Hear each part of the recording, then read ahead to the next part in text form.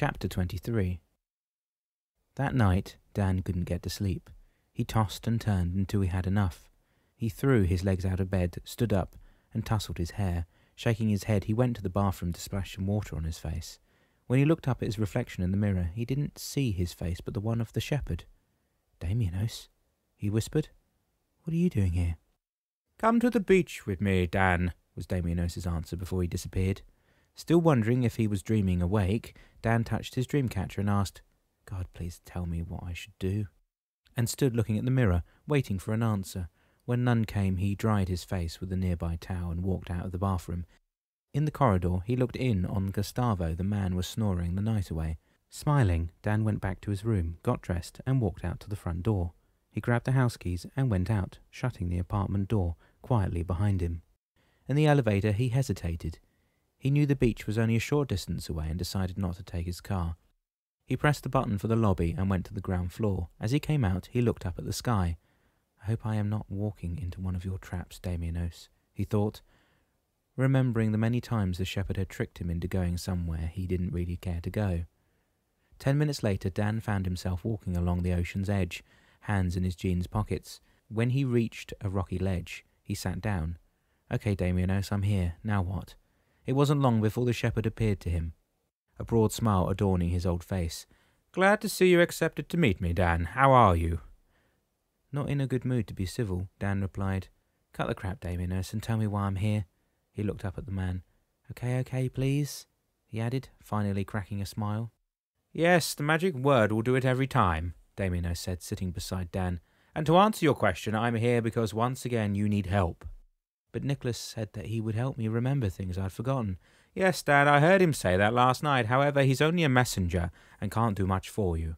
He paused. "You need to do more than just remember events. You need to strengthen your mind and will, Dan, and that Nicholas can't do for you." "And you can?"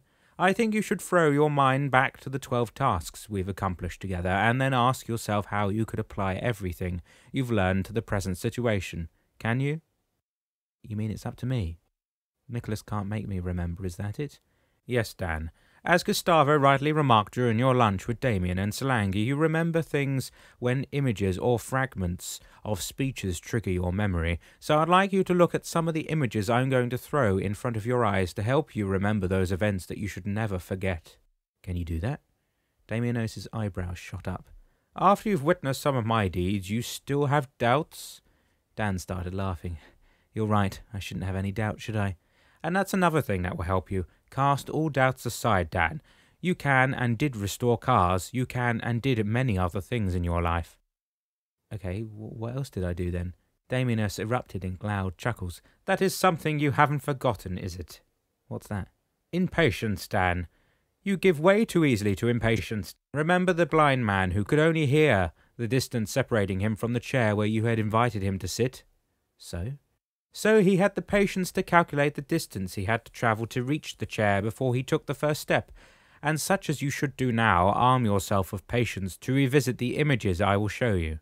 Then let your mind be your guide, patiently." When morning came, no one was astir aboard the cruiser. But not for long. Damienos stepped down to the cabin and began cooking breakfast. The smell of bacon and eggs had everyone up and about in minutes. "Where were you last night?" Stefano asked, stretching and yawning as he came into the lounge room. "When I got up to take a breath of fresh air on deck, you were nowhere to be found." Keeping his eyes on the skillet, Damienos smiled. "I think you should remember that I'm still a cat, and cats do not sleep indoors generally." "Yeah, but you were not on deck either."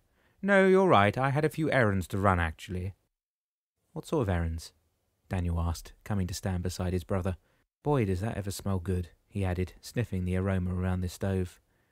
"Never mind that, boys," Damienos replied. "How about you set the table instead while your mother and sister have their showers?"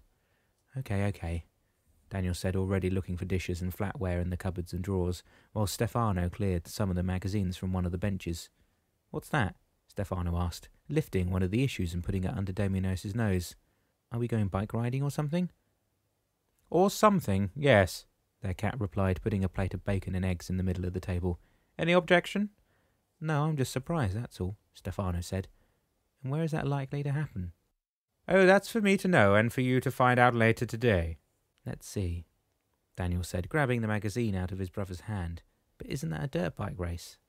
Like the ones we did with Dad? He pointed to the cover picture. Yeah, that's why I was asking Damienos. What were you asking Damienos? Gabby asked, emerging from the sleeper's part of the cabin, a robe wrapped around her and wiping her hair with a towel. About dirt bikes and the races we did with Dad a while ago. Do you remember? How can I forget? You guys always came home dragging mud and dirt all over the house. Okay, well, why don't you sit and have breakfast before it all gets cold? Damienos demanded, grinning. Quite a little housewife, aren't you? Stefano said, sniggering.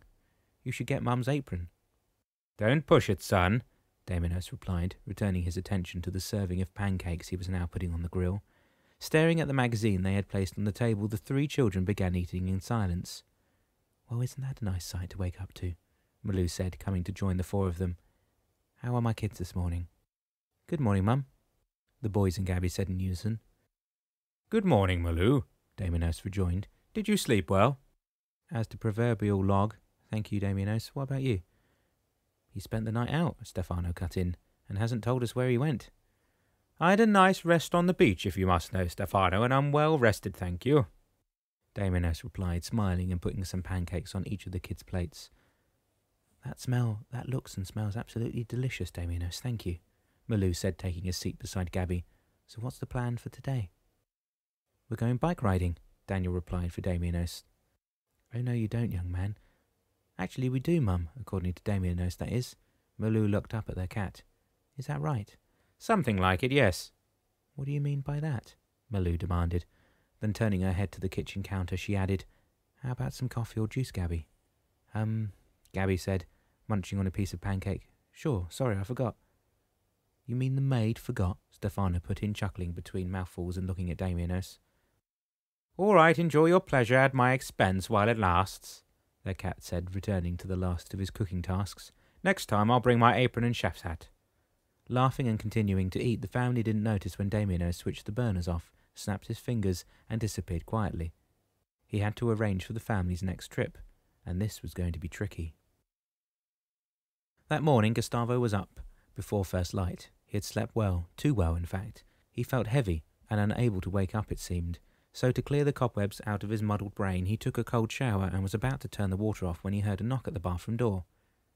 You up? Dan asked. Laughing, Gustavo opened the door and said, What does it look like? Sorry, of course you are, Dan replied, turning to go to the living room. I only slept a few hours and I don't know where my mind is going this morning. Same here, Gustavo said, except that I slept so soundly I couldn't wake up. What time do you have to be at the warehouse? 7. But I want to be there way before time to have a look at the rig I'll be driving. He looked down at Dan, who was now sitting on the sofa, his head down and his elbows on his knees. What's the matter with you? Are you okay? Dan lifted his gaze to his friend. Yeah, I'm fine, but I still can't believe what happened last night. What's that? Gustavo was slowly getting worried. On the one hand, he didn't want to be late for his first day on the job, and on the other, he didn't like to leave Dan if his friend was still depressed. It's just that I travelled through my early past with Damienos. You mean that Shepherd was here? No, not here exactly. I met him on the beach and he took me on an incredible trip through my memories. I still can't believe the powers of the man. It was like going on a ride in Disneyland, you know, the one you go in at the end. You know, the one you go in at one end and then come out at the other. As if you've lived an entire different lifetime in 10 minutes. Dan shook his head. I tell you, it was quite something. Sounds like it, Gustavo said, coming to sit beside Dan. But what about Nicholas? Is he still going to show you some of those things you couldn't recall? Dan shook his head. I think he's going to be on hand somewhere else this morning. And where's that? Maybe he'll be there at your job site. I guess we'll just have to wait and see. Gustavo sat silent for a minute. What about Damienos? Will you see him again? I think so. He said something about bike riding, I think. Now you've lost me. Gustavo said, Do you ever ride a bike? Like everyone does, yes, but I rode dirt bikes. Remember I showed you my helmet and shirt? You mean the ones you've got in that bag? In your room? Exactly. They were silent for a moment before Gustavo asked, Do you want me to go with you wherever it is you're going today? No, Gustavo, I'll be fine with Damienos. I should be okay. But tell me something. Wasn't Damienos supposed to be accompanying your wife and children on their trip to find you? So how come he's here? Does that mean your family has arrived? I don't know, Gustavo. It would be logical to think so, but I don't really know what's going to happen. Everything is happening so fast now. I've got a hard time keeping up. I'm sure it will turn out just fine. God is watching. Of that I'm sure.